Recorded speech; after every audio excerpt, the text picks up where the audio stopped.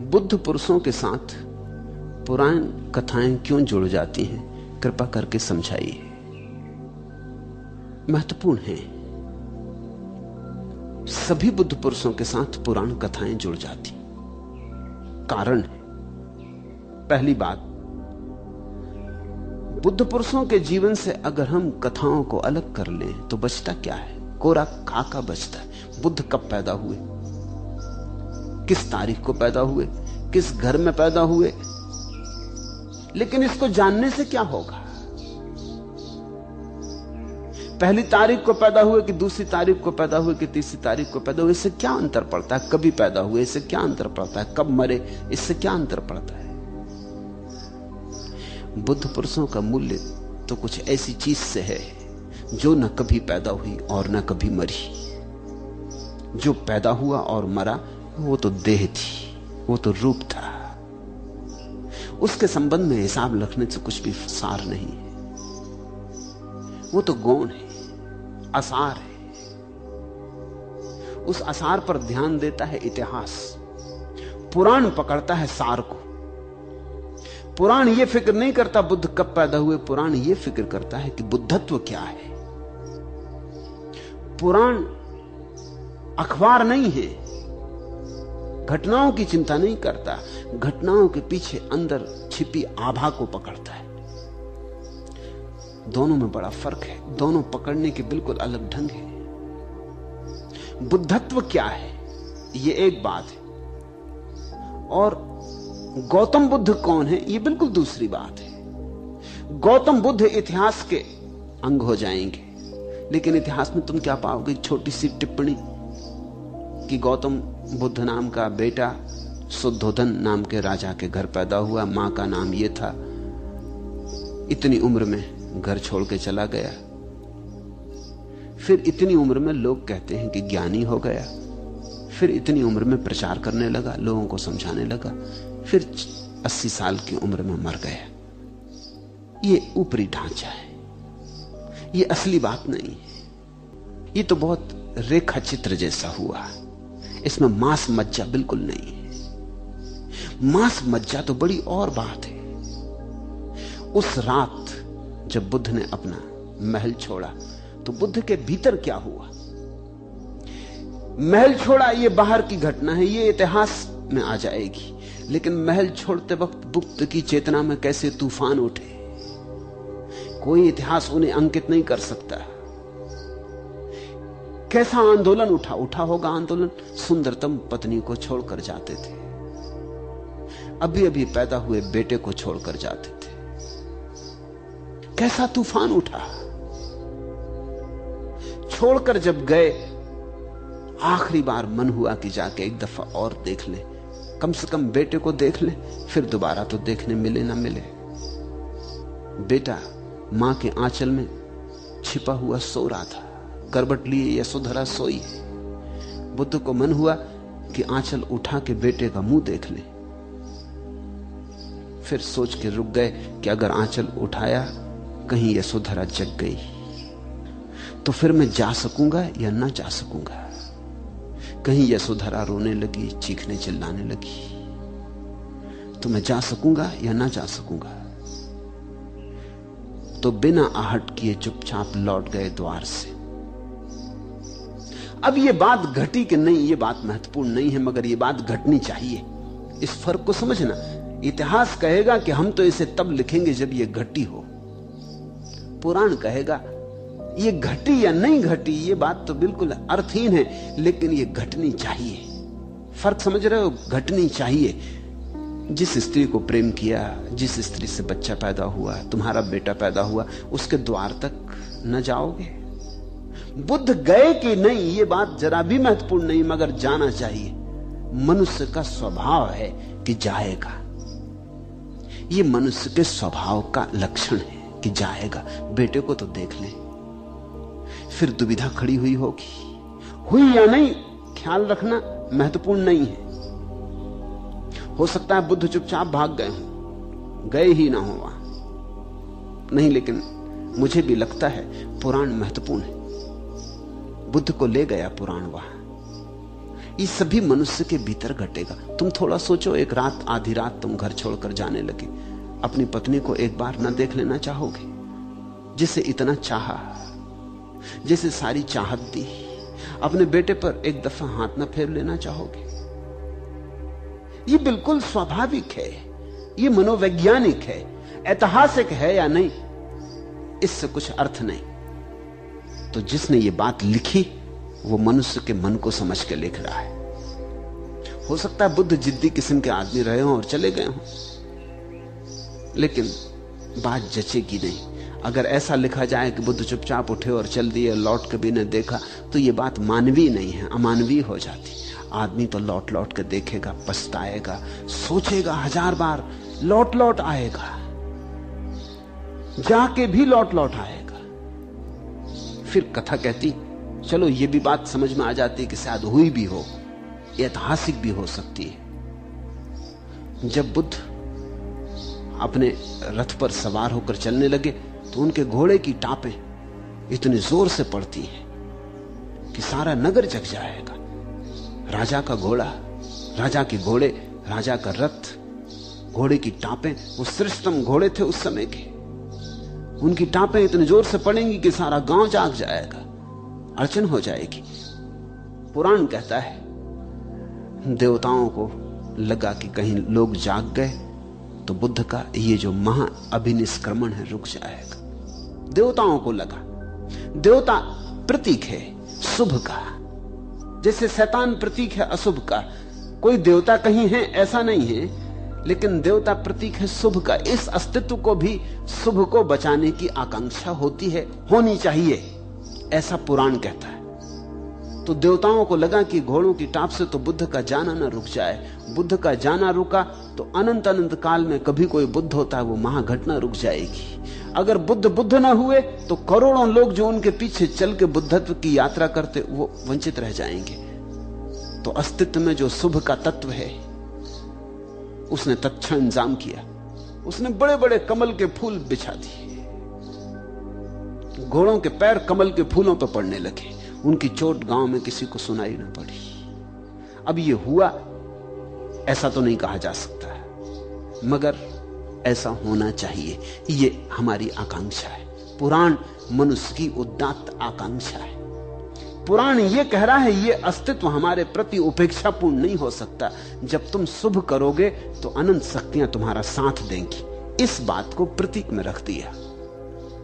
जब तुम बुरा करोगे तब तुम अकेले, जब तुम भला करोगे तो सारा अस्तित्व तुम्हारा साथ देगा। होना भी ऐसा ही चाहिए, होना भी ऐसा ही चाहिए। नहीं तो फिर अस्तित्व का अर्थ हुआ कि वो तटस्थ है, उसे हमारे जीवन से कुछ लेना देना नहीं है। हम चोरी करें, हत्या करें, या हम पुण्य करें, दान करें, हम प्रेम करें कि घृणा करें, हम धन जुटाएं कि ध्यान में उतरें, अस्तित्व को कोई प्रयोजन नहीं। ये दुनिया बड़ी फीकी हो जाएगी। इसका अर्थ हुआ कुछ लेना देना नहीं अस्तित्व को, हम कुछ भी करते रहें। फिर हमारे करने का मूल्य क्या है? फिर हमने धन इकट्ठा किया कि ध्यान इकट्ठा किया? अगर दोनों में अस्तित्व कोई भेद ही नहीं करता तो फिर यहां साधु असाधु बराबर। पुराण कहता है नहीं, अस्तित्व फिक्र करता। जब तुम बुरा करते हो तब तुम अकेले, तब तुम्हें अस्तित्व साथ नहीं देता। बुरे के तुम अकेले जिम्मेवार हो, तो बुरा करते वक्त ख्याल रखना। और जब तुम शुभ करते हो तो सारा अस्तित्व साथ देता है। अस्तित्व चाहता है कि शुभ हो।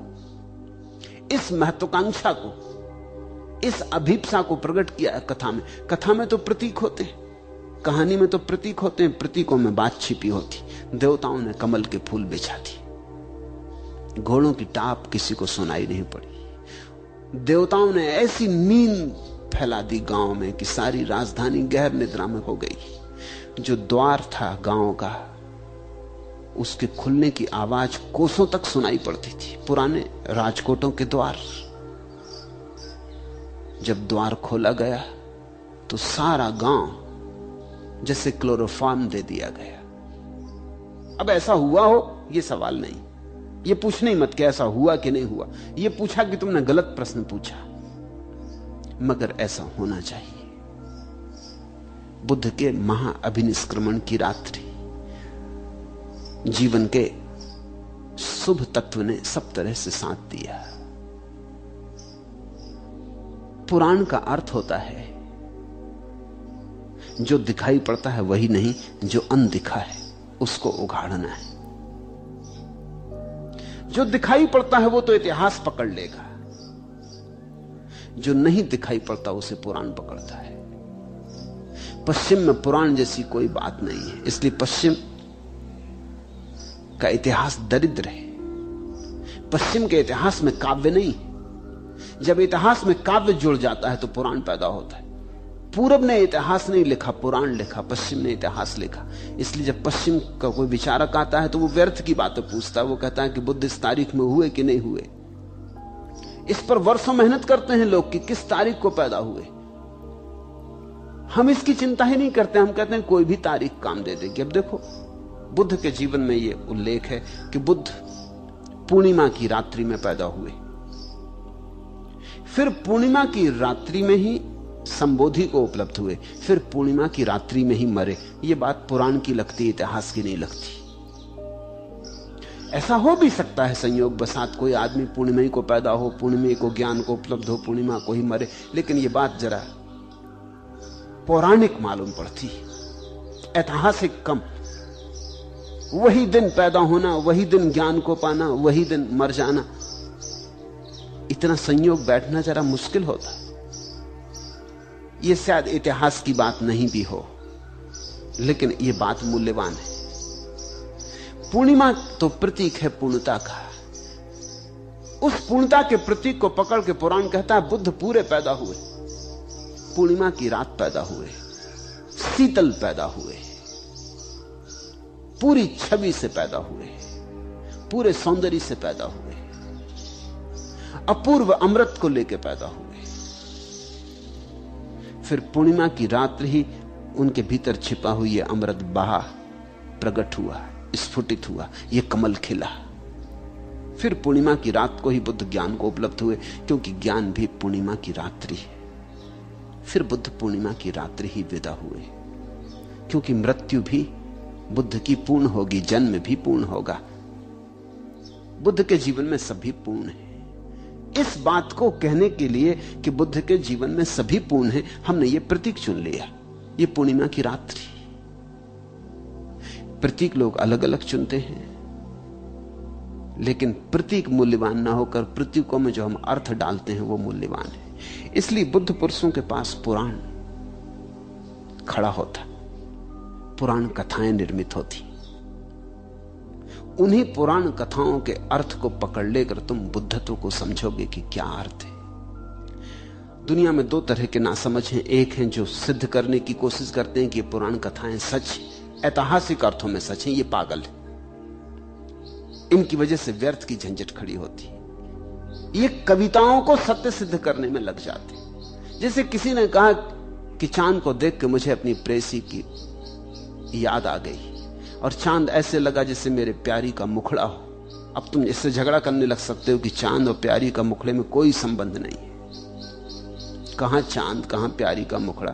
तुम्हें कुछ होश है? कितना बड़ा चांद और कितना सा मुखड़ा, छोटा सा। अभी प्यारी के ऊपर इतना बड़ा चांद रख दो तो मरी जाएगी। और चांद, तुम्हें पता है अभी तो वैज्ञानिक पत्थर कंकड़ भी ले आए, वहां से वहां कुछ सौंदर्य नहीं। कंकड़ पत्थर, मिट्टी, खाई खड्ड, यही है।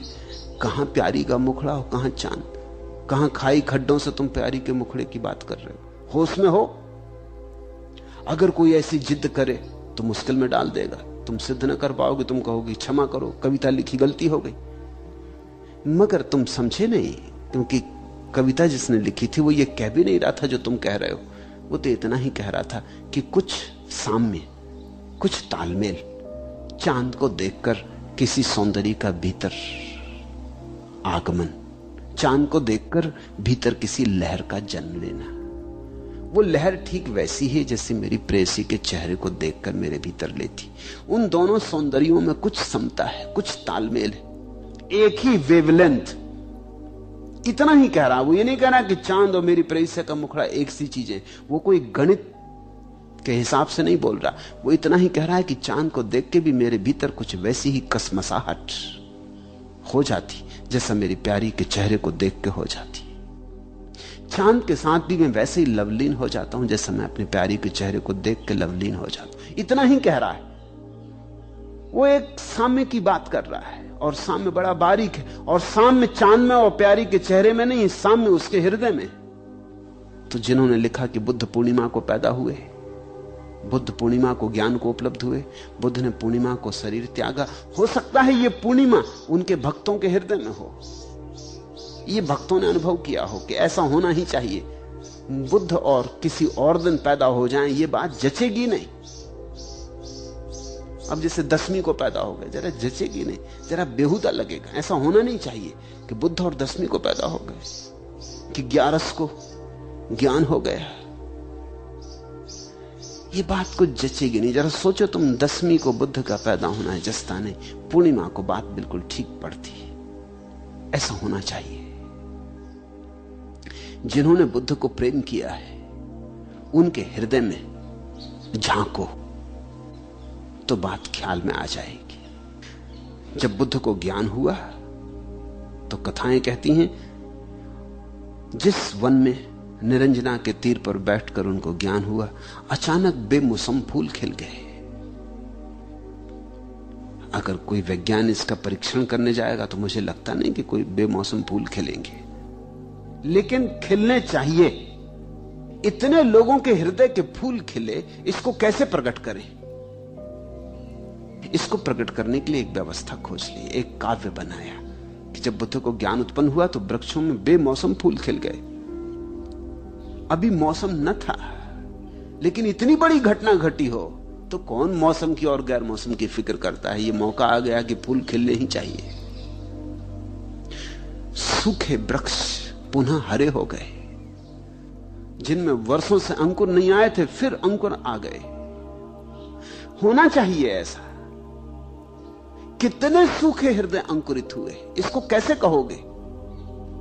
कितने लोग जन्मों से सूखे पड़े थे, बुद्ध का अमृत कण उन पर पड़ा और वो हरे हो गए, और उनमें नए अंकुर आ गए, और जीवन ने नई हरियाली देखी, नए गीत गाए। इस बात को प्रतीक की तरह स्वीकार करके तो फिर पुराण का अर्थ साफ हो जाएगा। तो एक तो इस तरह के पागल हैं जो सिद्ध करते हैं जो पुराण में लिखा है वो वैसे ही है, वो भी पुराण की हत्या कर देते। और दूसरे ऐसे भी पागल हैं, वो कहते हैं कि जो भी पुराण में है वो सब असत्य है, वो भी हत्या कर देते हैं। ना तो सब सत्य है और ना सब असत्य है। पुराण में बड़ा काव्यात्मक सत्य है। काव्यात्मक सत्य का अर्थ होता है सत्य बड़े प्यारे और मीठे ढंग से कहा गया है। जब हम किसी बात को प्यारे और मीठे ढंग से कहते हैं तो असत्य का उपयोग किया जाता है। सत्य को इस ढंग से उपयोग किया गया है और असत्य को इस ढंग से उपयोग किया गया है कि दोनों में विरोध नहीं रहा। पुराण का अर्थ है सत्य को कहने में असत्य का भी उपयोग कर लिया है। यह बड़ी अद्भुत बात है। होना ऐसा ही चाहिए कि असत्य भी सत्य की सीढ़ी बन जाए। असत्य का भी उपयोग कर लिया, उसको भी व्यर्थ नहीं जाने दिया। काव्य का भी उपयोग कर लिया, कथा का भी उपयोग कर लिया, उसको व्यर्थ नहीं जाने दिया। कुछ छोड़ा नहीं, जीवन में जो भी था सबको ठीक से जमा लिया उस महासंगीत के लिए। तो बुद्ध पुरुषों के पास कथाएं पैदा होती, अनूठी कथाएं पैदा होती। उस आदमी को मैं ठीक ठीक समझदार आदमी कहता हूं जो न तो पुराण को अक्षरशः सत्य के सिद्ध करने की चेष्टा करता है और न अक्षरशः झूठ सिद्ध करने की चेष्टा करता है, जो पुराण को काव्य की तरह समझने की कोशिश करता है। और तब बड़े अर्थ प्रकट होते, ऐसे अर्थ जो किसी और ढंग से न तो लिखे जा सकते थे न कहे जा सकते थे। पुराण एक अनूठी शैली है जीवन के गहन सत्यों को प्रकट करने के लिए।